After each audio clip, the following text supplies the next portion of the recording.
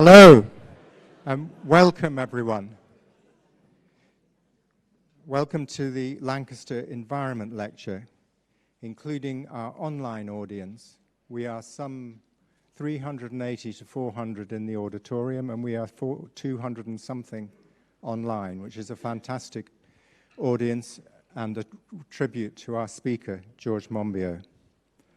My name is Bill Swainson, and I'm a trustee of Litfest, and many of my fellow trustees and our volunteers are with us tonight to help make things run smoothly.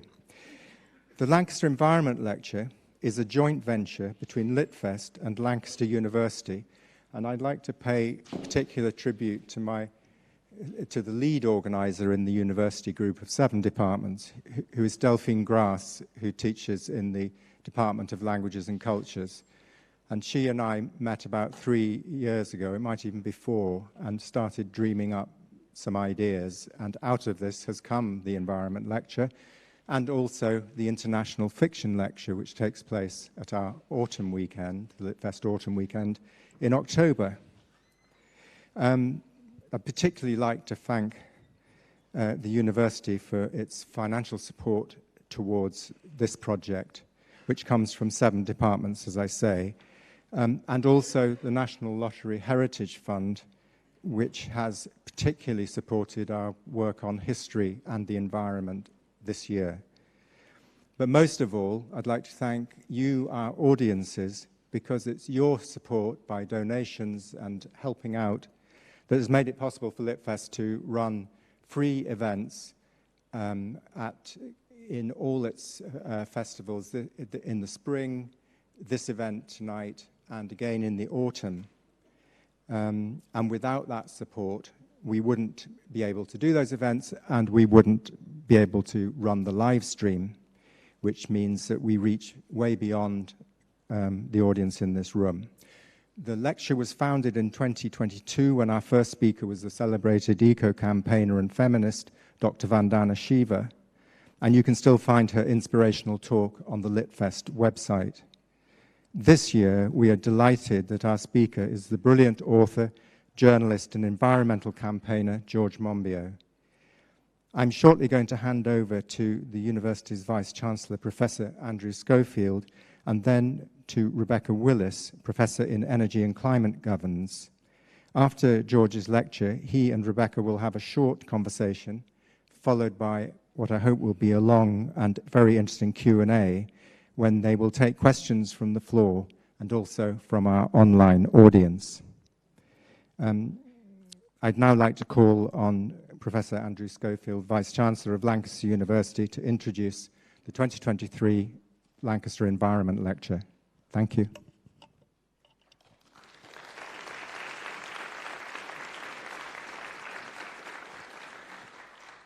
Bill, thank you very much indeed for the introduction, but also for your efforts and your team's efforts in putting on Litfest, this lecture, and the sequence of events. On behalf of Lancaster University, it's a great pleasure to be an active supporter in what you're doing, and it does reflect one of the ways that we think about as a university, our role in trying to bring people together on interesting topics, important topics for this part of the world, important topics globally too, and this lecture, of course, will typify that, and it's wonderful to welcome George Monbiot. Thank you very much indeed for your time in anticipation. My job is not so much to welcome you, because my colleague, Professor Rebecca Willis, will do that, but it's to welcome you to Lancaster University itself. And for some of you, you may be very familiar with the university, some online maybe less so, and some may be visiting us for the first time. It's great that those of you in person can see the campus in all its glory, and this time of year it really does show the campus in its glory. We're very proud to be a newish university, meaning that we're approaching our 60th birthday, but a university that was founded to make a real difference to the world. And we do so in multiple ways. We do it through the teaching that we provide to our students, and we're very pleased that we've got very high levels of student satisfaction. Our students are our wonderful ambassadors and speak, whether they're new students or long-time alumni of the university, speak with great fondness of their experience with us. And so our university education is a real high point of what we do. But there are two other aspects of what we do. We're a research-intensive university. We believe that the environment that we teach students is one that is active in research. It's important not just for the education that people get, because students in their lifetimes will be answering questions that you don't find in the textbooks, and the next generation of our graduates will have yet more complex problems to solve, and creating an environment where they can learn is really important to us. And the third thing that we do is engagement, and that's an example of what we're doing tonight, trying to make the knowledge that we're involved in creating, that others in the country and around the world are doing, making it accessible and impactful in all the possible ways that it can be. There are many ways in which we're doing this. We're working on cyber and cyber security, right through to some of the work that we're doing in partnership with Eden around thinking through the Morecambe Bay curriculum. We're also a global university, global in the fact that a third of our students are international students, but we also have more than, and there are 17,000 students here in Bailrig in Lancaster. We also have 8,000 students that study with us but never set foot in Lancaster. They're in our international teaching partnerships in China, in Malaysia, in Ghana, and in Germany. This is a talk that is focused on really the biggest problem facing us, and that is the problem of climate change and the man-made and human-made influence on the world. And we too are doing our part, though I think I should acknowledge, and all of us acknowledge, that nothing seems enough at this stage. That's our part in declaring a climate emergency and pledging to be carbon neutral by 2035. I have to say that is a real stretch target. It's scope 1 and 2. We can see how to do. Scope 3 is really tough for us, and it's really impacting how we're thinking through what we're doing as a university. Practical steps are there, but it probably still isn't enough. But I think the other way that we're contributing is through the wonderful research that my colleagues do right across the university, whether it's in the Lancaster Environment Centre, where Rebecca works, and colleagues are doing stuff from soil science to thinking through water and ecology, through to how business operates, and our Pentland Centre for Sustainable Business working on the changes that businesses will have to undergo. And there's so much in between, and I don't have time to talk about it. But what I do have time to do is to thank you for being here. It's a great pleasure, as I say, to have this and to host this. We hope you'll enjoy the lecture. And now I'm delighted to invite my colleague, Professor Rebecca Willis, to introduce George as the final stage of introducing you to speak, George. Thank you. Oh, I'm all right.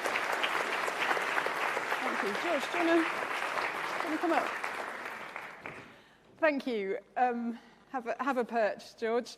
I'm sure there's absolutely no need to introduce George Monbiot. I'm almost sure that everyone here will have read one of his Guardian columns or one of his many books on climate or rewilding or food, the one we're here to talk about tonight. But I'm going to test that, George. I'm going to embarrass you now. Can I have a show of hands if you've ever read anything by George? Yeah, there you go. We can go home now. Excellent. I mean, what I really appreciate in your work is a sort of eternally inquisitive mind, as this book shows, a really forensic style of analysis, which us academics certainly admire.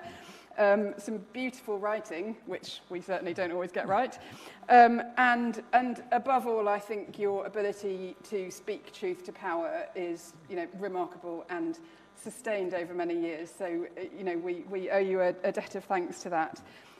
What you're going to be talking about tonight is this book, Regenesis, which has come out in paperback today or tomorrow. So there are copies. So it's an absolutely brilliant read, as you can tell by this well-thumbed copy. George, I think we'll give you about 20 minutes to talk up front, if that's all right, and then a bit of chat between us, and then we'll open it out to questions from the room and from online. I'll tell you how that will work when we get there, but for now, over to you. Thank you.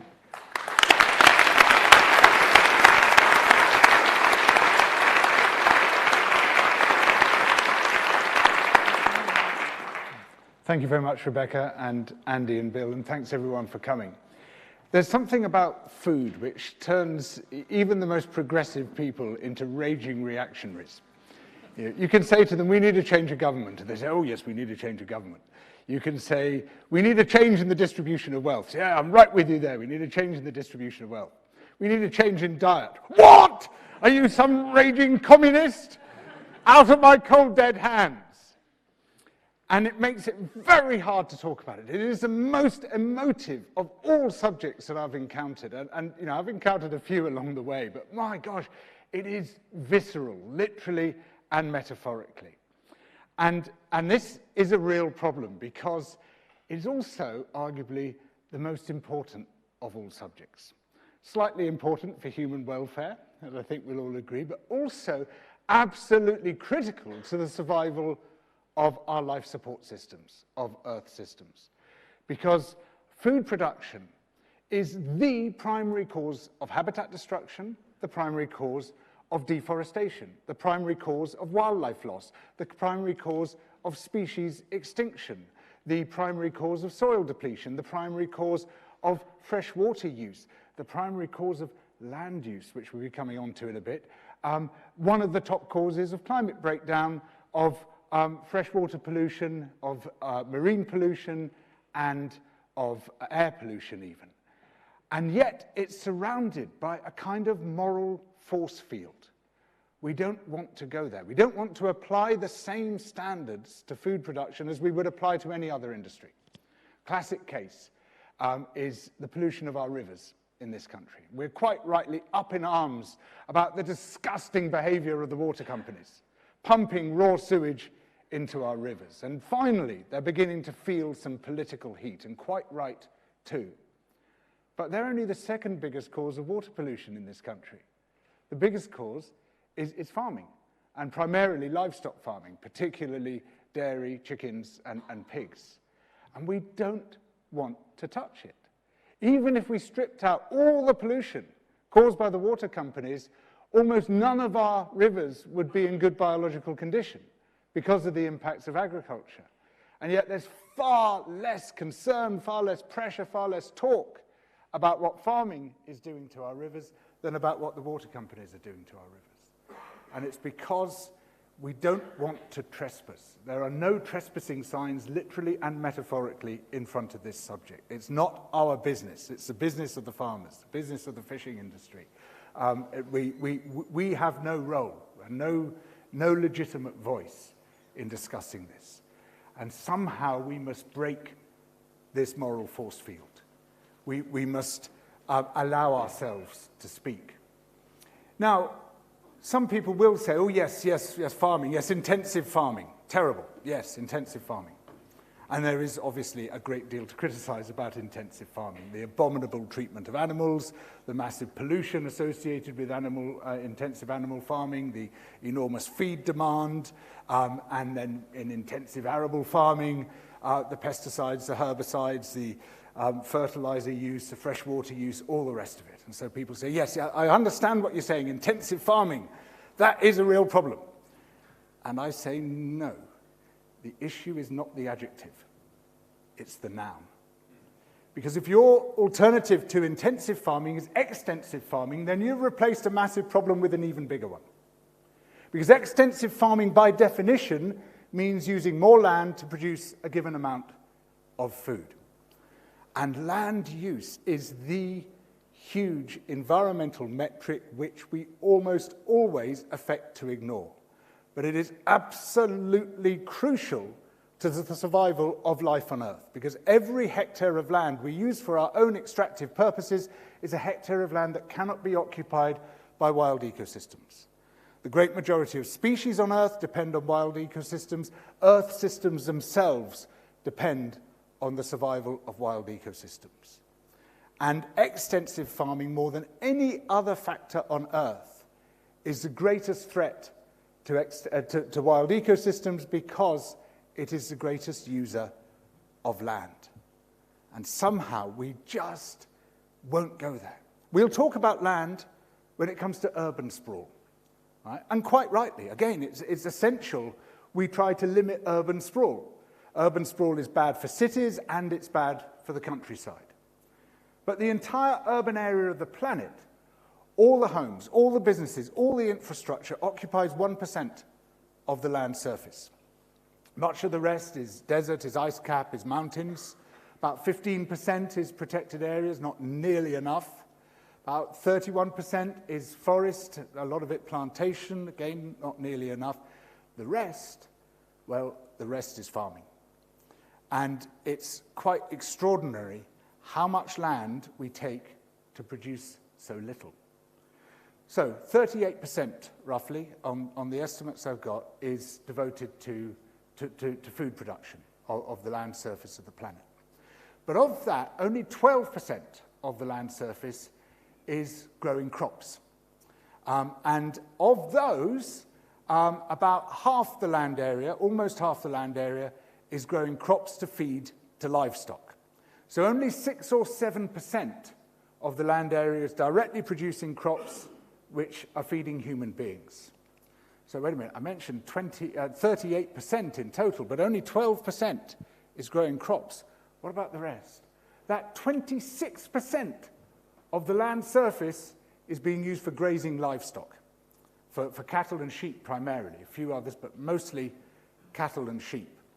And yet it produces just a tiny proportion of our food. This is agricultural sprawl, and it's a far greater threat to Earth systems than urban sprawl. And yet we don't even use that term. We don't even recognize it as being an issue. Far from it. We now have this whole movement of foodies and celebrity chefs and even some environmentalists say, we should eat pasture-fed meat. Because look, it looks lovely, you know, and you even sometimes get some wildlife in the same places as you get cattle. In fact, some people go beyond this and say, you're storing carbon, it's carbon negative. There's no evidence whatsoever for that proposition, by the way. It's like calling a coal mine carbon negative. There's not been a single attested case of a cattle ranch even washing its own face in terms of greenhouse gases, let alone being a net sequesterer of carbon, let alone being a net storer of carbon, because there's also a massive confusion between soil carbon sequestration and soil carbon storage, which are not the same thing. We can talk about this later if you want to. And so there's just, there's layer upon layer of climate denial involved in this, and it is as bad as the fossil fuel industry, but it's perhaps suckered even more people than the fossil fuel industry has done. And let's look at what would happen if we did what the foodies say, and we all eat pasture-fed meat. Well, somebody has looked at it. There was a study published in the United States showing what would happen if we followed their advice and switched away from eating corn-fed beef, which is bad enough. It's got a whole load of nightmares associated with it. Switched to pasture-fed beef instead. They'd found that the land area required for keeping cattle in the United States would rise by 270%. That means you would have to cut down all the forests, drain all the wetlands, water all the deserts, degazette all the national parks, demolish all the cities, and you'd still be importing much of your beef from Brazil, as incidentally the United States does at the moment. Completely unacknowledged that huge amounts of this American beef are actually coming from the Amazon rainforest. And you're not even allowed to label it as such. It's a quite astonishing deception. And indeed, the whole tradition of meat eating, which we feel is central to our identity, you know, universal meat eating, where everybody gets to eat the old roast beef of England or lamb, it only came about as a result of massive colonial expropriation in the 19th century. Universal meat eating, particularly beef and lamb, was the result of the huge dispossession of indigenous people in the Americas and Australia, the development of frozen and preserved meat trade, primarily by the British Empire, and the delivery across vast distances of that meat into Britain and then into other rich nations. It is a colonial extractive industry on a huge scale. Now, every hectare of land which we occupy carries an ecological opportunity cost and a carbon opportunity cost. The ecological opportunity cost is the cost of the ecosystems which would otherwise occupy that land, which are invariably richer in species than the highly degraded ecosystems with which we replace them in extractive systems. But also The systems that we have replaced are poorer in carbon. The systems we've introduced are poorer in carbon than the systems which were there before. So it carries a carbon opportunity cost as well. For instance, in this country, the Climate Change Committee has calculated that the soil carbon cost alone of switching from woodland to pasture in this country is 25 tons of carbon per hectare.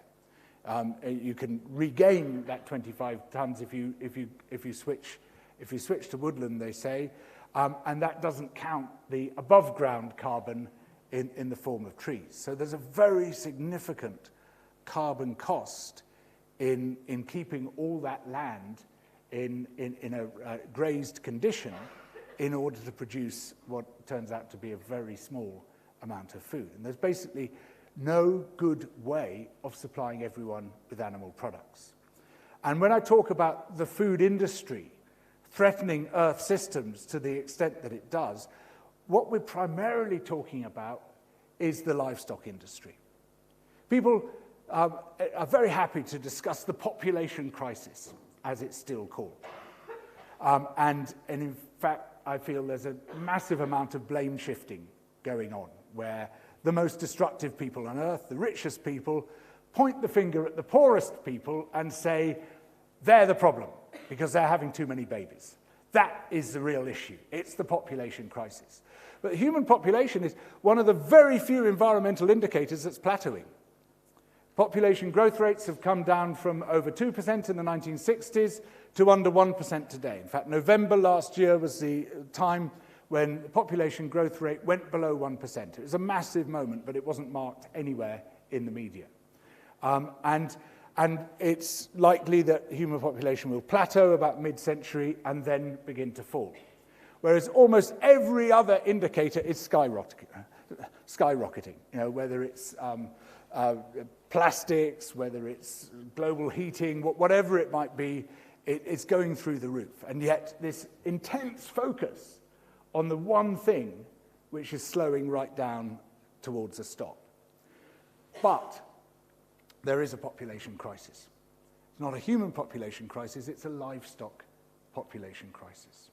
It's already the case that of the weight of mammals on Earth, the biomass of mammals, 36% are humans, 60% are farm animals, and only 4% are wild mammals. Everything from shrews to elephants, from otters to whales, they amount to just 4% of the weight of mammals on Earth. And that is only going to get worse if trends continue. At the moment, on average, British people eat 82 kilograms of meat per person per year. Americans eat 118 kilograms of meat per person per year. But the global average is 43, but it's converging towards our levels of meat eating.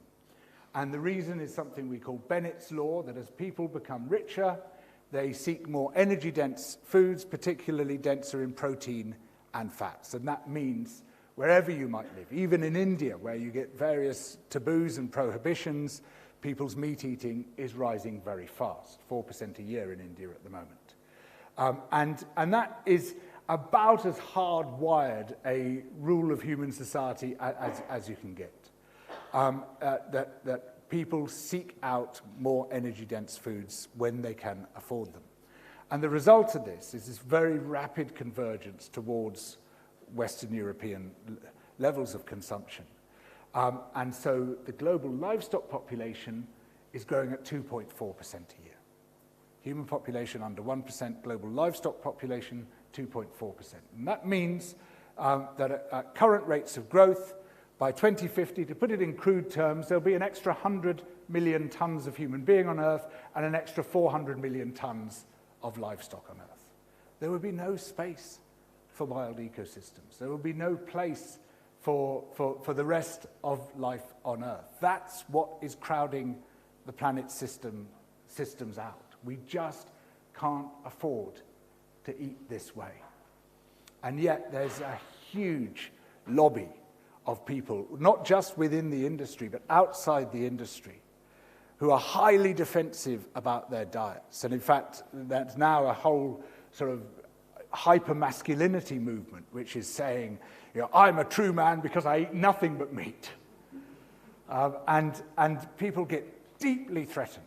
You know, one of the most deadly insults now is to call someone a soy boy.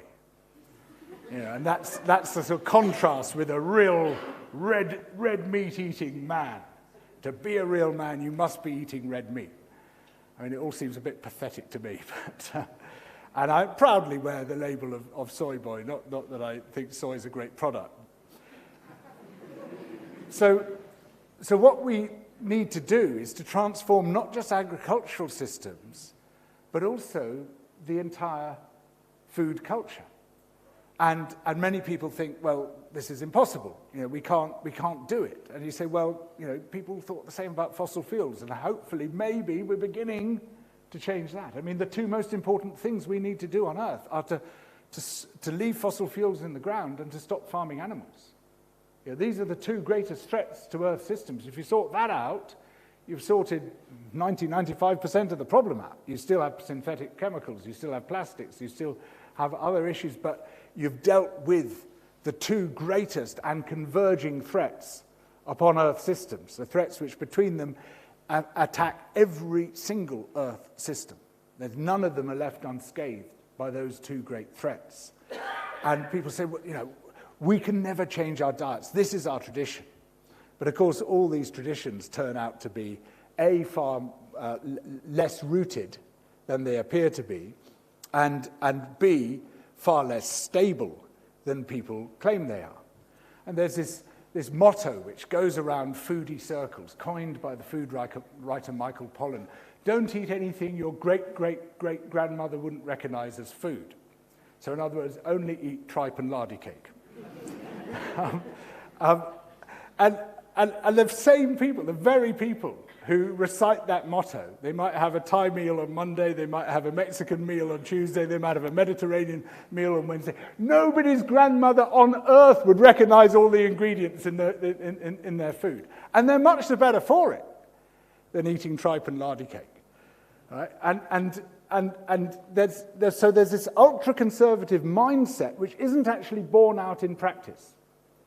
People are far less conservative in what they eat than they think they are and that they say they are. And in fact, over the past 50, 60 years, there's been a massive convergence to what people call the global standard diet. That our food has become locally more diverse and globally less diverse. You go into a supermarket today, your local supermarket, and you'll be confronted by a far wider range of food than anyone's great-great-great-grandmother would ever have seen. But it's more or less exactly the same range of food that someone of your socioeconomic status will see in their supermarket on the other side of the world, and often produced by the exact same corporations under the exact same conditions, which applies its own pressures onto Earth systems and onto the food system itself, which incidentally is becoming systemically fragile in the same way that the global financial system was in the approach to 2008. We could go into that later in questions if you like, but I'll just say this at this point, that they were able to bail out the global financial system at the 11th hour by inventing future money. You cannot bail out the global food system by creating future food. This is a far more dangerous situation even than the global financial crisis.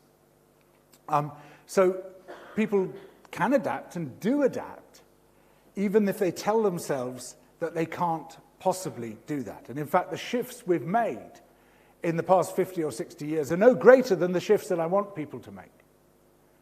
But we can't create this dietary shift without the means of doing so. And it's not going to happen through moral suasion alone. And I say this against myself because I spent my entire life involved in the business of moral suasion. But it's actually quite a weak force, a much weaker force than we like to tell ourselves. So it's other things which tend to persuade people, or at least to make change possible. Moral suasion is an important part of the mix, but it's not a sufficient part. In fact, no one element is a sufficient part. But where we're at the moment is a bit like the old temperance movement, saying to people, well, yes, you should just drink less. You know, just drink less. and we know how that works out. We need to help people along the way. And one aspect of that, and it's by no means an exclusive aspect, it's by no means a sufficient aspect, but it is a necessary aspect, is producing much, much better protein and energy-dense foods to meet that pretty hardwired demand without devouring the planet. And without doing so, we're in a situation where we say to people, well, you should stop using fossil fuels, but solar power doesn't exist and wind power doesn't exist. We're not giving you any substitutes for that. And you can say, yeah, at the moment, of course there are substitutes. You could be a vegan, like me. You know, and you could eat beans and vegetables and the rest of it. But yeah, most people are not prepared to make that transition. And there's reasons, you know, which go beyond the cultural reasons that I'm talking about. You know, to be a vegan and to be healthy is either takes a long time or it takes a lot of money. You can live very cheaply indeed as a vegan if you know how to cook, and you've got the wherewithal to cook, and you've got the time to cook. And I'm fortunate in that I've got all those things. That's a privileged position. It costs a lot to live cheap, to paraphrase Dolly Parton. I think she said it costs a lot to look this cheap. And people now, homes rather, are being sold without kitchens. You know, even in France, there are homes being sold without kitchens. You've just got a microwave. So then if you want to be a vegan, it costs you a lot because you have to buy expensive prepared vegan meals. And it's much harder to cook. You know, the thing about animal products is you just throw them in a pan and you've cooked them. But to make a good vegan meal, well, you have to combine a lot of ingredients and you have to do a lot of cooking and you have to kind of know what you're doing. It's not that easy. And for time-poor people and people without literally the physical space in which to do it, well, it's going to be very hard indeed, if not impossible. So what we need to produce are much better substitutes for the familiar foods that people demand and people crave.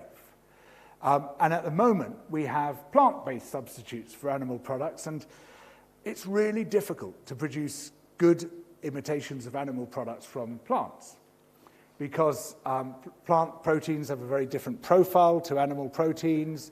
They're generally at pretty low concentrations in plants. It maxes out at about 37% in soy, and generally a lot lower, 20% in chickpeas, for instance. And they're tangled up with plant secondary metabolites, which give them strong tastes and very un-animal-like tastes. And so you need a lot of processing. And you end up putting a lot of salt in, and a lot of this and a lot of that, and often producing quite unhealthy and pretty expensive food. If you were going to make substitutes for animal products, you wouldn't start from there. Right. But I believe we're on the cusp of a potential culinary revolution, perhaps as significant as the culinary revolution caused by the introduction of agriculture. And it comes about through the possibility now being opened up of doing something that we've never done on this scale before. So for the past 12,000 years or so, we've been refining the model of farming multicellular organisms. And we've pushed them pretty well to the limits of their efficiency. I'm talking about plants and animals. You know, we've pretty well hit the yield ceiling in many parts of the world now for the plants we're growing. We've pushed animals so far that, well, chickens now can hardly support their own weight. In fact, many of the broiler chickens we raise fall forward onto their chests because their legs can't support them anymore. So you could say, I think, we push them beyond the limits of efficiency. Let alone all the animal welfare implications. But in this 12,000 years, we've scarcely begun to explore the potential of farming unicellular organisms. Sure, we use them all the time. We introduce live bacteria into yogurt, into cheese, in order to make the products we like, into kimchi, into sauerkraut. We're using yeast for a whole load of purposes, some of which are very pleasant. But what we haven't been doing is creating entire foods out of unicellular organisms. And now, through a refined form of brewing, which is got a generic term given to it of precision fermentation, we have the potential to do so. We've been using precision fermentation for 40 or 50 years. Almost all the insulin now produced comes from genetically modified yeasts or bacteria, which are brewed in a vat, very similarly to if you're making brewer's yeast, for example. It's a very similar process. Almost all the chymosin, the rennet substitute used to make hard cheese, now comes from brewing genetically modified yeast or bacteria. No one turns a hair about it. No one seems to worry about this at all. It's not a problem. Oh, organic standard hard cheese, yes, they still get their rennet from the fourth stomach of a nursing calf. Sounds like the missing ingredient from Macbeth. And they say we won't have this chymosin from bacteria in a vat because it's not natural. Like, it is natural to take the mammary secretions from a lactating cow, mix them with a chemical extracted by maceration and extreme chemical bombardment from the fourth stomach chamber of a lactating calf to create a sort of wobbly mass of fat and protein, then inject it with bacteria and let it sit until the bacteria has worked through it and the bacteria's excrements turn hard and yellow and begin to stink. That's natural. But growing bacteria in a vat is not natural, so you can't do it.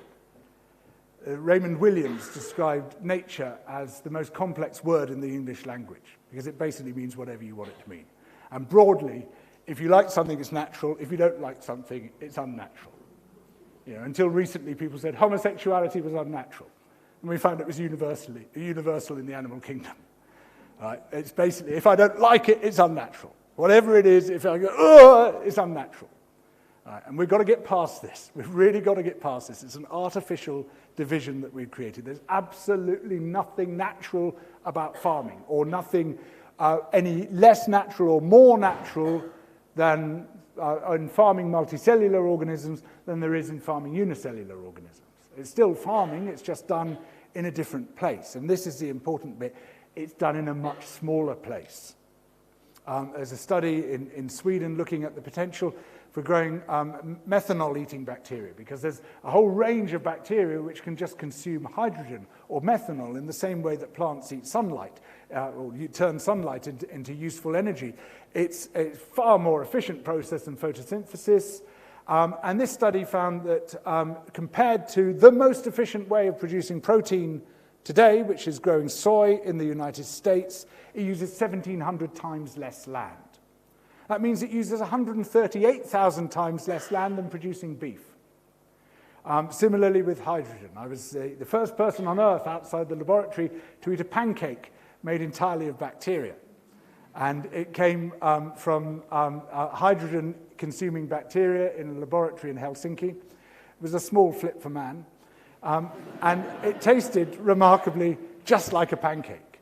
But what we've got here is the potential to basically produce proteins with the same profile as animal proteins, very cheaply, very easily, and with a tiny fraction of the land, the water, the fertilizer required to produce multicellular organisms. And that then enables the one thing that will allow us to get through this century: the mass rewilding of land and sea, the restoration of ecosystems on a massive scale. It's very hard to see how we're going to avoid the sixth great extinction without doing so, without taking millions of hectares of land and sea and allowing wild ecosystems to re-establish themselves. In doing so, those wild ecosystems support Earth systems. They also draw down much of the carbon dioxide we've already released into the atmosphere. We know that we've left it too late merely to decarbonize our economies. We need to do that as quickly as possible,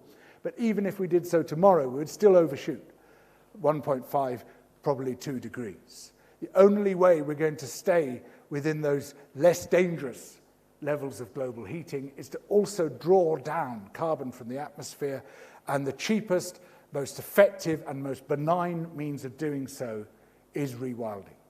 And rewilding isn't something nice to have. It is an essential component of planetary survival.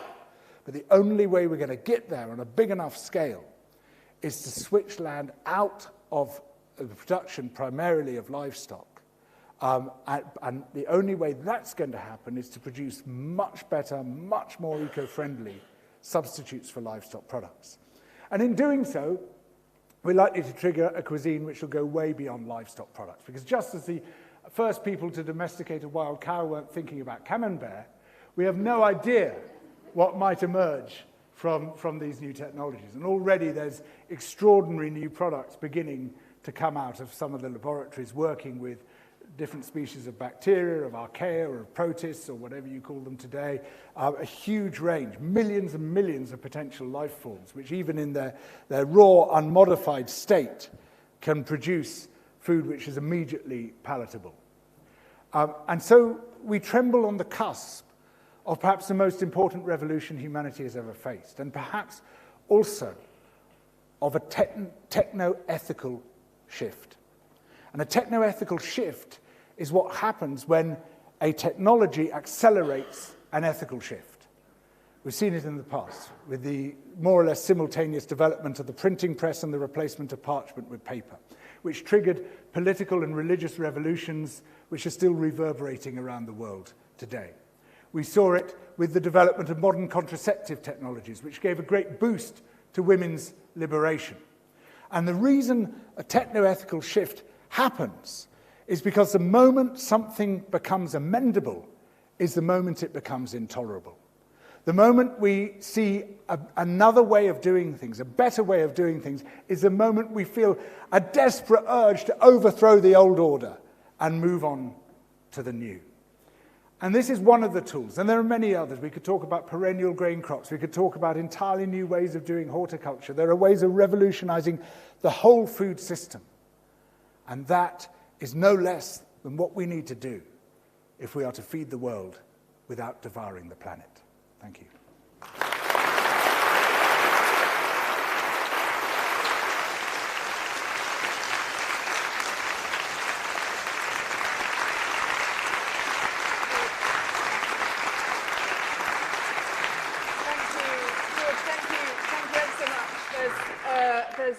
A huge amount there to get stuck into, and I'm very, very keen to hear from people here, so I'm going to keep our conversation incredibly brief. And what I'm going to do is tell you now how the Q&A is going to work so that you can start thinking. So we've got an online Q&A, and we've got Emma. I've temporarily lost... Where's Emma? There you are, brilliant. So Emma's a champion of the online, we're going to call her. And I'll also take questions from the floor. George would like those questions one at a time, which means that the briefer you make them, the more you can get through. So really punchy, please. And I think the other thing I'd say is that there's lots of us here. I know from my own experience that no matter how much practice you have, speaking in front of this many people is daunting. But please don't let that hold you back. If you have a question in your head, please put your hand up. Some people find that easy and some people find it really difficult, but give it a go.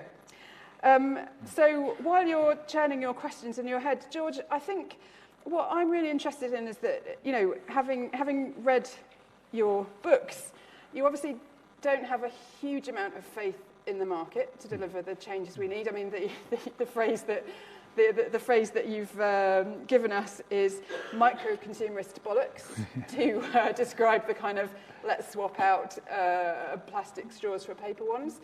So if we're not going down the micro-consumerist bollocks route to change, we need that collective action, not consumer action. Yeah. How do we build the democratic support for the changes we need? Yeah, thanks. Well, and that's a crucial question. The first thing is we have to start talking about it. We have to lose our reticence. And we have to try to drop our defensive barriers. I mean, a huge part of this problem is that food is so tangled up with identity. You know, even if we don't eat any of the foods with which we identify ourselves, we still identify ourselves with those foods.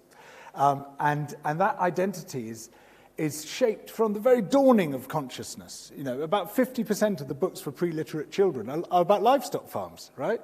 Not a livestock farm from which any of our food comes. You know, 85, 90% of our food, animal products come from factories, come from hideous, massive factories with thousands of animals pushed together. But in these livestock farms, you have one dog with its puppies, one horse with its foal, one cow with its calf, one chicken with its chicks, and a rosy-cheeked farmer, and they all live in harmony. There's no indication of why they might be there and where they might be going. This is deep. Yeah, and if you challenge people's diet, you're challenging that self-conception. This becomes a place of safety and comfort. You know, the livestock farm is proposed to us as very, very young children, right at the beginning of consciousness, as the place of safety and comfort into which we burrow. And this itself reflects thousands of years of tradition. The pastoral, poetic tradition, going back to Theocritus, you know, where the shepherds sitting under the trees with a seat of innocence and purity, and the city was the seat of evil and corruption. Generally, my experience is the other way around. And then this is picked up by Virgil and goes on through the secular traditions all the way, you know, right up to the point where if the BBC were any keener on sheep, it would be illegal. And then you've got the religious tradition, going back right from the beginning of the Old Testament, for example, you know, where Abel was a herder of beasts, he was the beloved of God, Cain was the tiller of the ground, he was the evil one who goes and kills Abel. And, you know, this reflects the pastoralist heritage of the people who wrote the Old Testament, who were the settled urban people, looking back nostalgically and idealizing the life of their ancestors and saying, woe to the bloody city, it is all lies and robbery, the prey departeth not. And it's been a story we tell against ourselves ever since. And so being able to break past that root metaphor, to escape the bonds, the cultural bonds which it imposes on our minds, I think is the biggest and the first and the most important of all those steps. By no means the only one, but a really crucial one. Got to blinking well talk about it. Yep. Great. Okay, I'm going to take a question from the room first and then from online. So who would like to ask a question? Let's go down here first. Would you like to go? There's a microphone coming your way. Oh, great. Yes. Can you hear me? Yeah. So we just had a big discussion before this talk. About 30 of us got together talking about where do people and animals fit in regenesis as a noun, but not your vision. It was great. It's really good to talk about it. And we came to the kind of conclusion that a lot of what you talk about sits within the same capitalist and economic system that we're currently in. It doesn't challenge those constructs. A few times you mention agroecology and food sovereignty and kind of if people have access to land, they can make certain decisions, but they don't have access. So it's how do you avoid kind of further disconnection from food that could happen by bringing more people away from the land? Thank you. Thanks very much. It's a very important question, but I think there's a category error in the question, which is the assumption that if you're rewilding land, you're removing people from the land. Far from it. You know, the greatest stewards of the land are indigenous people, for example. You know, and we won't have effective rewilding unless we've got people making it happen.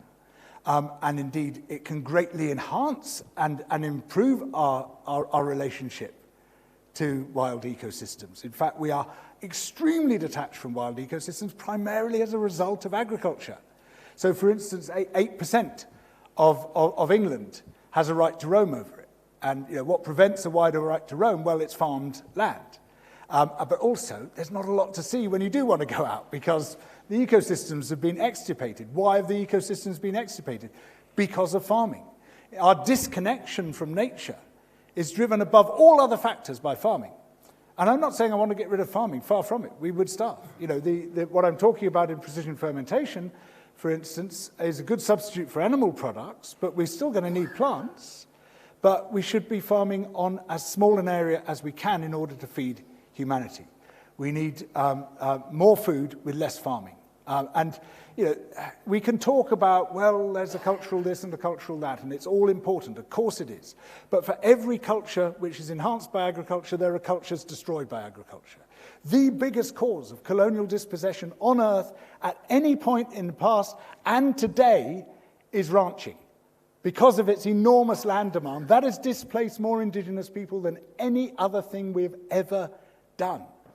And yet, you know, when you start challenging the farming system, people say, well, what about the indigenous people? Absolutely. But, you know, there are two sides to this, two very stark sides indeed. And the dispossession of indigenous people by a farming system which is becoming ever more capitalist as it goes along, and ever more extractive and ever more anti-human, is you know, one of the greatest factors of all, which we're just not discussing. We're not talking about this. And what I want to see is a massive re-engagement with the land, a rediscovery of the land, and a repossession of the land. A tiny number of people control almost all the land. It's getting worse and worse. And yet, you know, when we talk about the countryside, we believe we're talking about farmers. I mean, if we take the English countryside, and admittedly it's an extreme situation, 97% of rural people in England are not farmers. Even if you have the maximal definition of what a farmer is, only 3% of the rural population are farmers. And yet, farmers have almost total control of rural policy. You know, the rural poor are not farmers, but it's the farmers who get the subsidies. They get all the money. You know, there's no subsidies for farm labourers. There's no subsidies for people who are poor in the countryside and aren't connected with farming. Yeah, and by fetishizing farming and ignoring everything else, we do ourselves disservice after disservice after disservice. We have to take a wider view. Thank you. So we've got about 5 minutes left. Can we do absolute whistle stop? See if we can get 2 or 3 questions in that time. We can't overrun a little bit. I think we've got a hard stop. Is that right? I'm looking at Bill. 2 minutes. Oh, get an extra 2 minutes. Gosh. We're going to go to Emma, champion of the online. What have you got for us, Emma? I think linked to what you've just been talking about there, George, if land is taken, sorry, this is a question from Ken on the live stream. If land is taken out of agriculture for the regeneration of wild ecosystems, who then owns that land, and is it the state? Sure. Thank you. Well, I mean, again, I would say, you know, we're mixing up 2 different things here. We're talking about land use, and then there's land ownership. I mean, I would also like to severely address land ownership and its extreme concentration and the land grabbing that's going on. And you can do that simultaneously, or you could do it separately. But, you know, the sort of de minimis thing that you would do in a country like this is to simply redirect farm subsidies. We're paying out £3 billion a year in the United Kingdom in farm subsidies, principally for livestock, because it's paid on a hectareage basis, and the great majority of the land here used for farming is used for livestock farming, and generally very extensive livestock farming, which prevents the return of wild ecosystems on a very large scale. 51% of the surface of the United Kingdom is grazing livestock pasture. And so this is a tremendously profligate land use. So we're paying people for social harms. We're paying people to sustain arguably the most damaging of all industries. We could pay exactly the same money to the same people if we wanted to, and get a completely different outcome. We say we're going to pay you to restore ecosystems rather than to keep destroying them. And so that wouldn't change the social relations at all, though I would also like to change the social relations. And I would like, you know, my wider aim, my sort of economic aim, is to move towards a system of what I call private sufficiency and public luxury. And that means far more in the public domain, but not necessarily the state domain, the community domain. There are some wonderful examples, even in Britain. The Langham Moor project on the Scottish borders, where the community, using Scotland's community buyout legislation, has bought and started to rewild their own land, which is, in this case, a grouse moor. That, to me, is the ideal. You know, we would change both things, but they're not the same thing. And that's not the same process, though we could make it that if we chose. Thank you. I'm going to go over to this side. Yeah, you gentlemen there, have we got a microphone?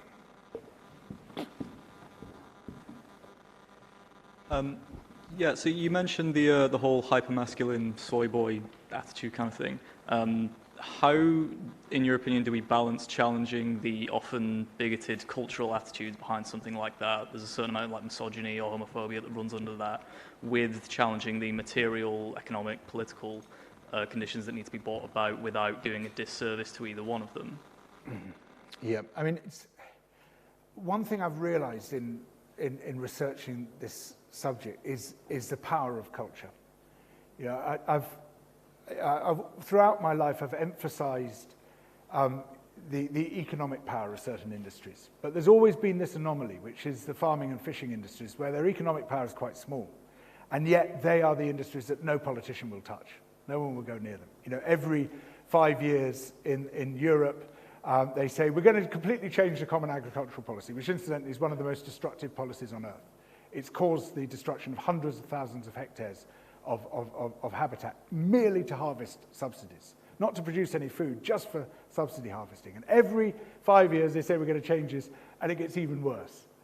And it's because they will not stand up to the farming lobby, because not of its economic power, but of its cultural power.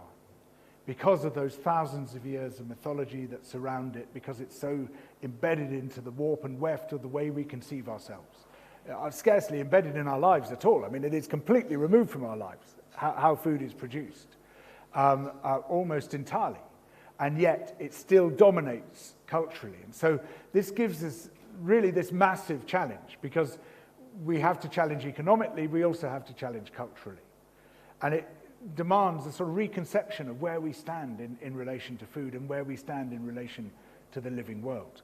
And we've had to do that to some extent with fossil fuels, particularly with coal, which has got a far stronger cultural grip on our imaginations than oil or gas does.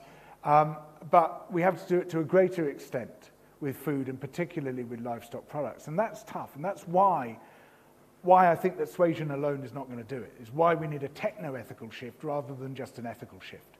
Because meat eating worldwide is rising much faster than veganism is. And to change that, we're going to need products which are cheaper and better than animal products. I think those are now on the horizon. And the environmental instinct, because let's face it, as environmentalists, we are woefully neophobic, we hate new things, is instinctively to oppose it. I mean, I know environmentalists who will not have a microwave oven in their house because they think it's going to kill them, but they do have a wood-burning stove in their house, which very probably will. We've got to get past ourselves. We've got to get over this. There's a real deep-willed stupidity sometimes within my own movement. Okay, I'm going to cheat. You won't like it. I'm going to have one question from Emma and one last question from the room. I'm going to go to the woman at the front there. Is that all right, Bill? Can we do that? And then, yeah, okay, excellent. Emma. Thank you. This question is from an anonymous viewer.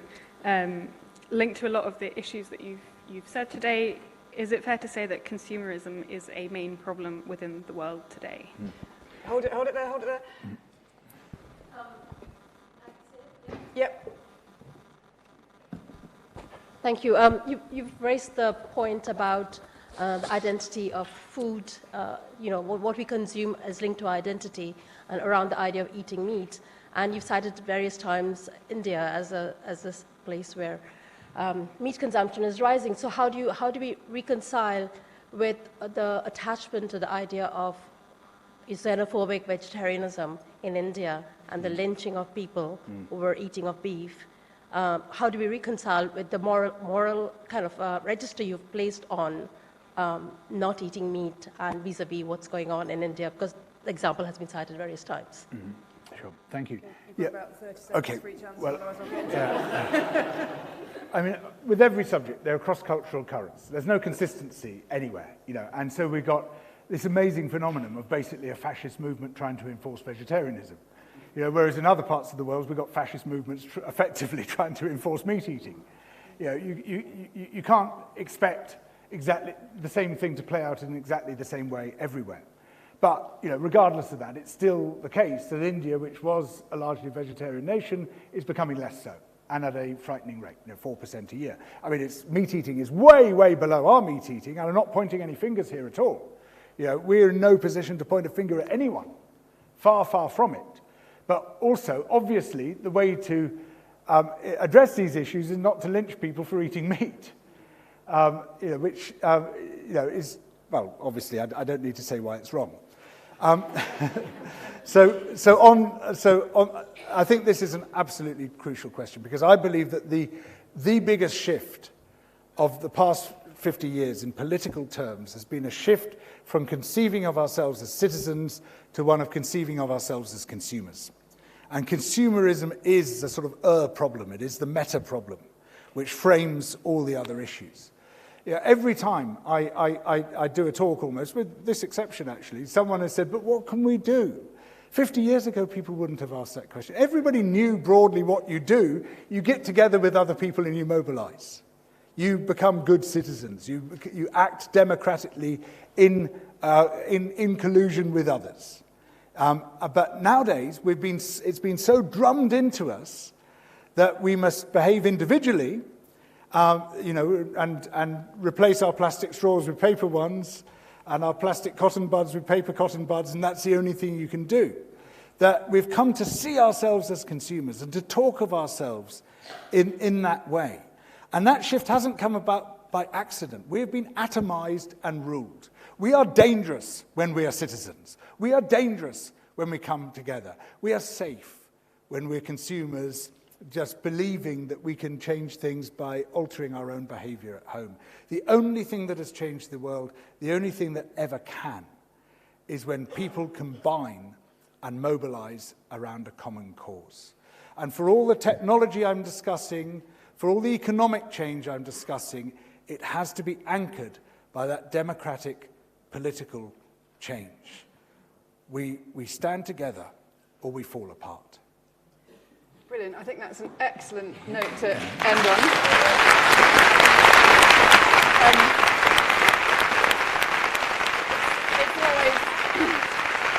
It's always a very...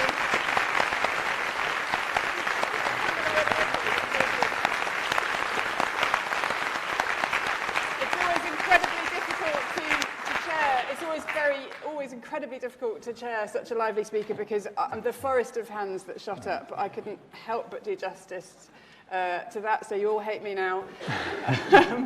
But it's absolutely brilliant to hear your views, and we covered the ground, didn't we? We covered the ground. Some of it.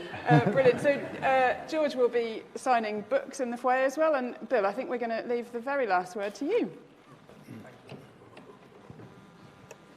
Well, thank you, George. Thank you, Rebecca. That was absolutely terrific, and it was the whole point of this, setting up these lectures, was to foment debate, and I'm sure the conversations will go on long after this lecture. Will you bear with me just for a second, because I have a request to make, and I have a technological problem that I need to solve, which we can do with your help.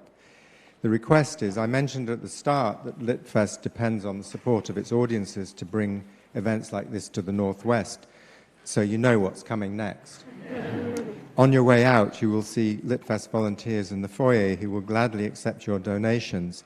I was going to say either in cash, they'll certainly take cash in their brand new buckets from Wilco, or using a card reader, but the university network system has defeated our cards readers, but we have come up with a solution, which is where I have to ask you to bear with us.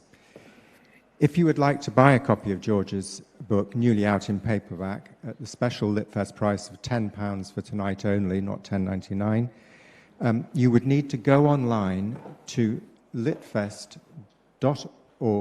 So, let me get that right.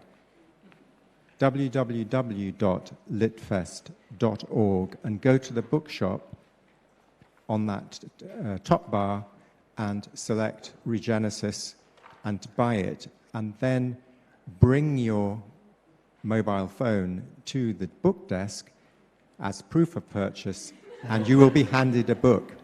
This is simply because we cannot get the sum-up machines, the card readers, to work. And I am really sorry, because we thought of everything. We even bought extra ones to cover it. But, so those are the two things. Litfest will continue in the autumn with its autumn weekend, and we're already planning for Litfest 24, and we would welcome your ideas and suggestions for themes, events, writers, thinkers who you would like to hear. And we would also love to hear from anyone who would like to volunteer with us, like the 7 or 8 people who volunteered tonight. But now let's return to the main business of this little peroration, which is to say to George Monbiot, thank you for coming to give the lecture. Thank you for the terrific talk, for answering all our questions. And we will be making the recording available both in print form and the live stream for you to access on Crowdcast, free as you did this lecture. Okay, thank you very much. Thank you, George.